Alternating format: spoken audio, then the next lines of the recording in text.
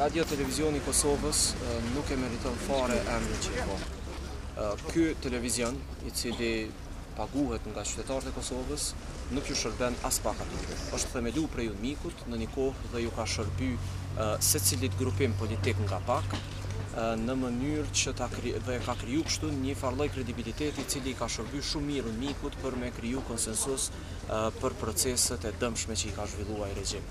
Tash kur kanë ndrru raportet e pushtetit, kur kanë ndrru interesat, pushtetit ju kanë nevojit njerëz të ri, të cilët i shërbejnë interesave të reja dhe agjendës të re. E këta janë njerëzit që sot gjenden në krye të RTK-s. Dhe stërkeqja e RTK-s është në përputhje totale me degradimin e shtetit Kosovës. Sa ma i padrejt dhe shtypës që është pushteti, aq ma manipulus, aq ma shumë shpërndan propagandë shpifse Radio Televizioni i Kosovës. Sa ma e dopt edhe ma në rrezik që është PDK-ja, aq ma shumë kjo parti politike merr hapësirë dhe uzurpon hapësirë mediale në Radio Televizionin e Kosovës.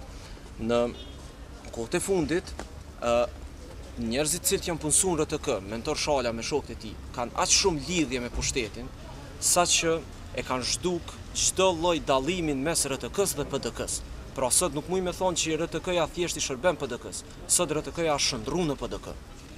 Dhe me paraqitjen e fundit të drejt për drejt të Kongresit Partisë, RTK-ja e ka shpërfaq në mënyrën më të qartë vetveten. Si dhe unifikimi tjetër që i është bë pushtetit me RTK-n, vërehet edhe në atë që e bën mas mirë të pushteti Hashimthaqit, e kjo është korrupsioni, plaçkitja, shfrytëzimi për interesa personale, çdo gjëje që është politike. Nisoj është ndodh edhe në Radio Televizionin e Kosovës, siç e keni pa edhe me skandalet e fundit që janë paraqit në lidhje me Mentor Shalën dhe njerëz të tjerë dhe shokët e tij.